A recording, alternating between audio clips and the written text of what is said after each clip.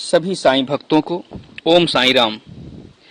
आज श्री साईं सच्चरित्र हिंदी से अध्याय 27 भागवत और विष्णु सहस्त्रनाम प्रदान कर अनुग्रहित करना। गीता रहस्य दादा साहेब खापरडे। इस अध्याय में बतलाया गया है कि श्री साईं बाबा ने किस प्रकार धार्मिक ग्रंथों को कर स्पर्श से पवित्र कर अपने भक्तों को पारायण के लिए देकर अनुग्रहित किया तथा और भी अन्य कई घटनाओं का उल्लेख किया गया है। प्रारंभ।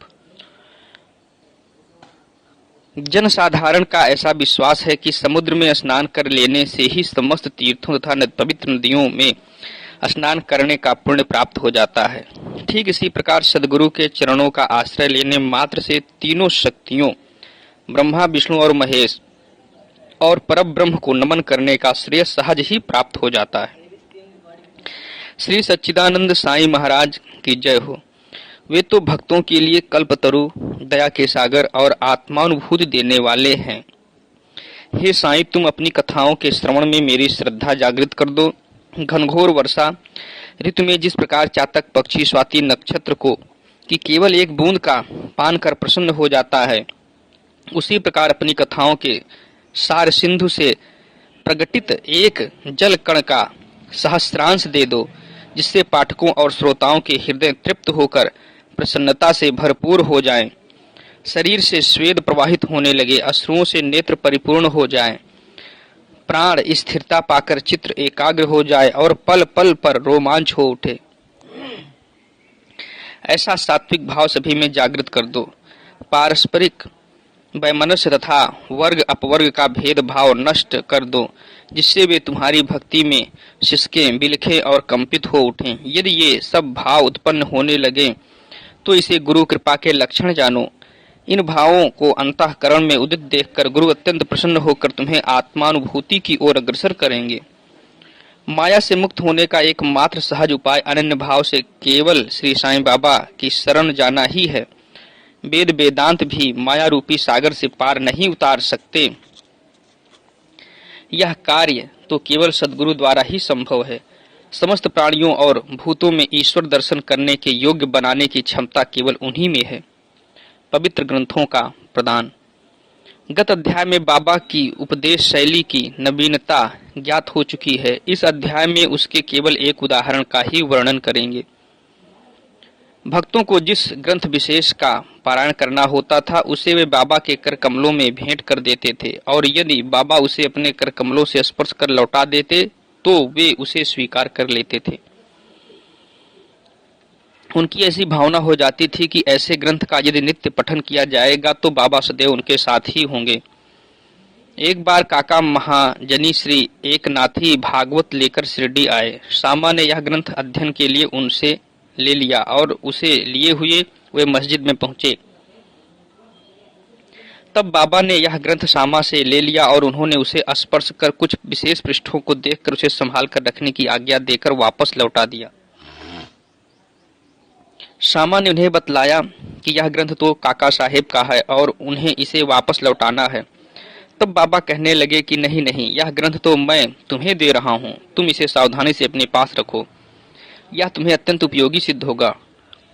कुछ दिनों के पश्चात काका महाजनी पुनः श्री एकनाथ भागवत की दूसरी प्रति लेकर आए और बाबा के कर कमलों में भेंट कर दी, जिसे बाबा ने प्रसाद स्वरूप लौटाकर उन्हें भी उसे सावधानी से संभाल कर रखने की आज्ञा दी।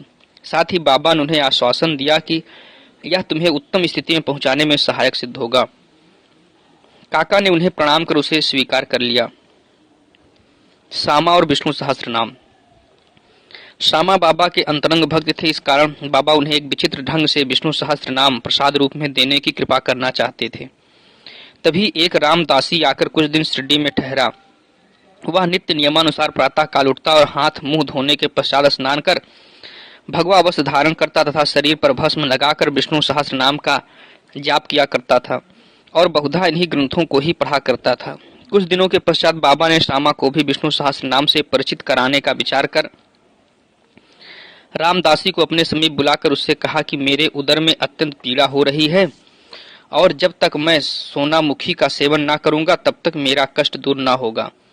तब रामदासी ने अपना पाठ स्थगित कर दिया और वह औषधि लाने बाजार चला गया।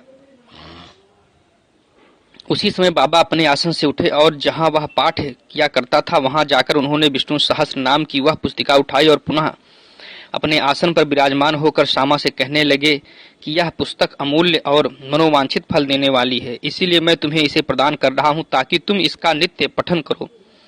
एक बार जब मैं बहुत रुग्ण था तो मेरा हृदय धड़कने लगा। मेरे प्राण पखेरु उड़ना ही चाहते थे कि उसी समय मैंने इस सदग्रंथ को अपने हृदय पर रख लिया। कैसा सुख पहुंचाया इसने। उस समय मुझे ऐसा ही भान हुआ मानो अल्लाह ने स्वयं ही पृथ्वी पर आकर मेरी रक्षा की। इस कारण यह ग्रंथ मैं तुम्हें दे रहा हूं। इसे थोड़ा धीरे धीरे कम से कम एक श्लोक प्रतिदिन अवश्य पढ़ना, जिससे तुम्हारा बहुत भला होगा। तब श्यामा कहने लगे कि मुझे इस ग्रंथ की आवश्यकता नहीं, क्योंकि इसका स्वामी रामदासी एक पागल, हठी और अति क्रोधी व्यक्ति है, जो व्यर्थ ही अभी आकर लड़ने को तैयार हो जाएगा।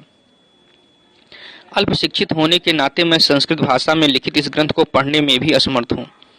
श्यामा की धारणा थी कि बाबा मेरे और रामदासी के बीच मनमुटाव करवाना चाहते हैं, इसलिए ही उन्होंने यह नाटक रचा है।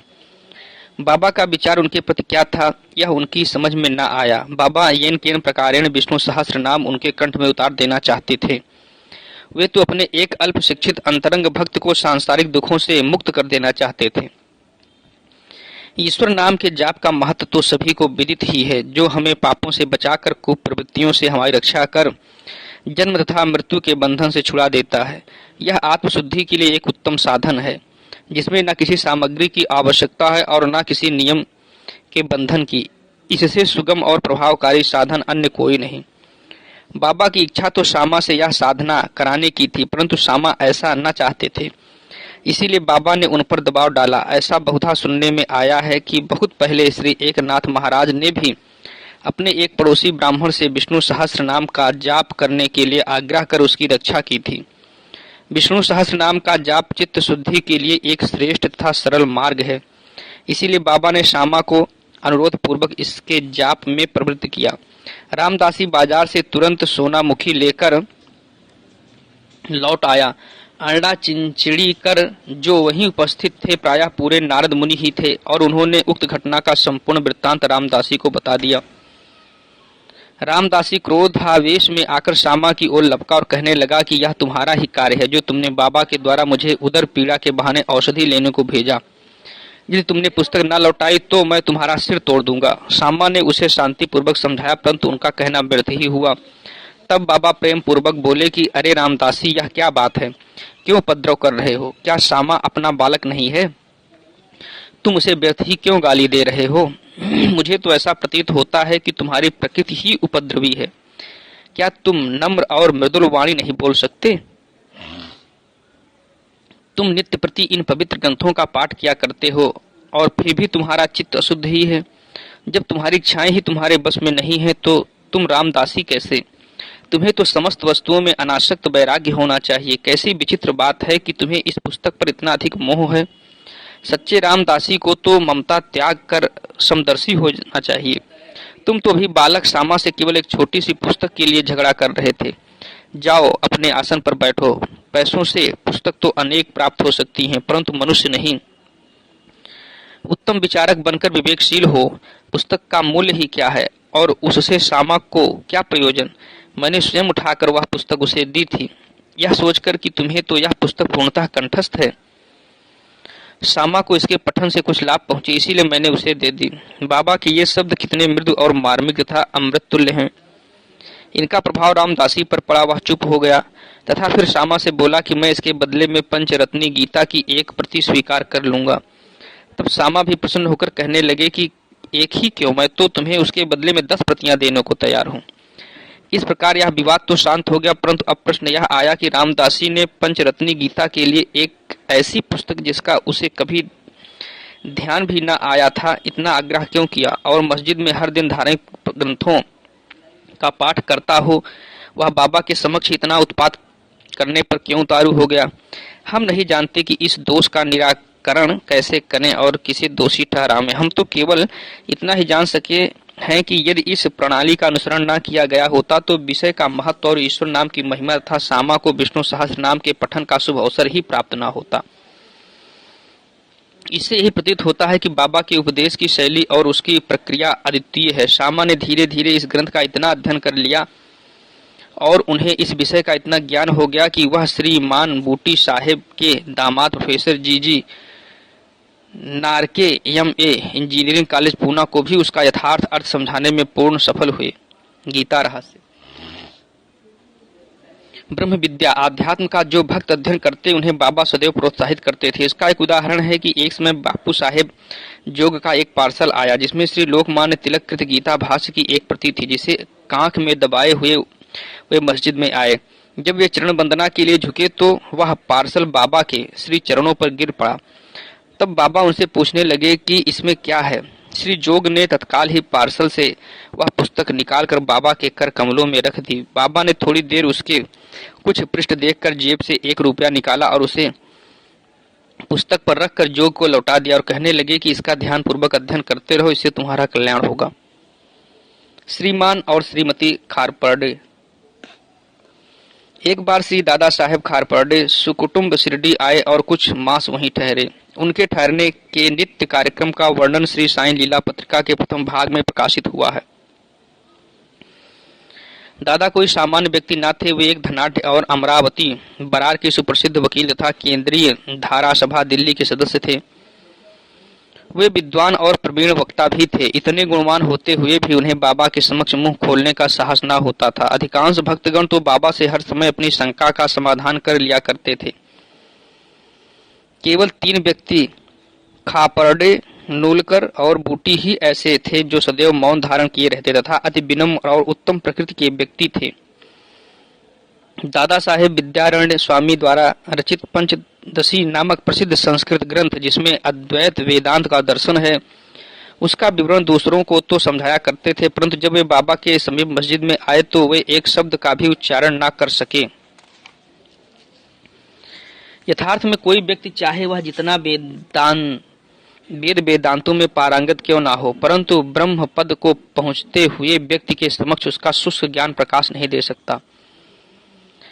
दादा 4 मास तथा उनकी पत्नी 7 मास वहीं ठहरे। वे दोनों अपने शिरडी प्रवास से अत्यंत प्रसन्न थे। श्रीमती खापर्डे श्रद्धालु तथा पूर्ण भक्त थी, इसीलिए उनका साईं चरणों में अत्यंत प्रेम था।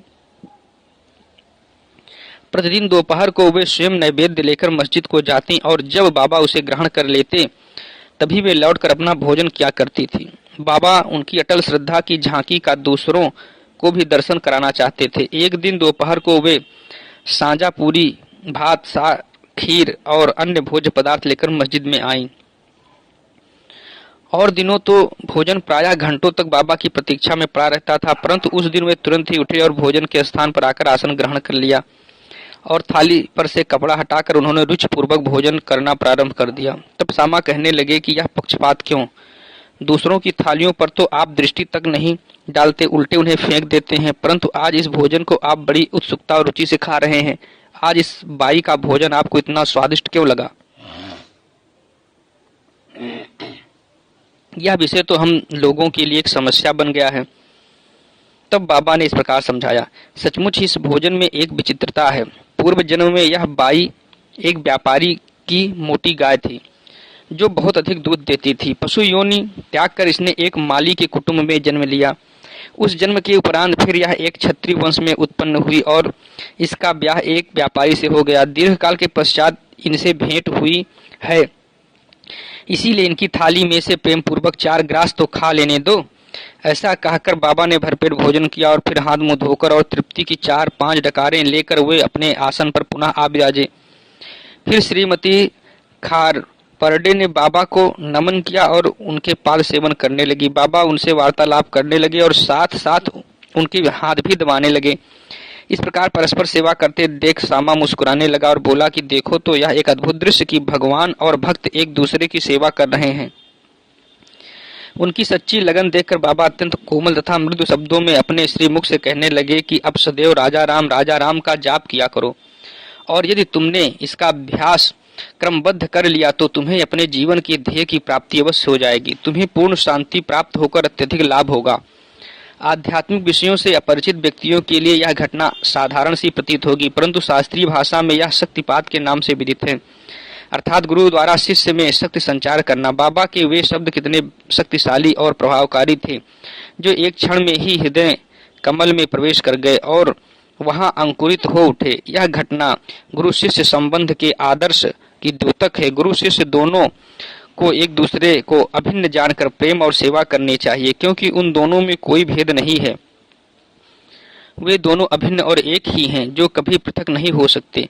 शिष्य गुरुदेव के चरणों पर मस्तक रख रहा है, यह तो केवल बाह्य दृश्य मात्र है। आंतरिक दृष्टि से दोनों अभिन्न और एक ही हैं तथा जो उनमें भेद समझता है वह अभी अपरिपक्व और अपूर्ण ही है। श्री सद्गुरु साईनाथ अर्पणमस्तु। शुभम भवतु। बोलिए सच्चिदानंद सद्गुरु साईनाथ महाराज की जय। वीडियो देखने के लिए धन्यवाद। आपका दिन शुभ हो।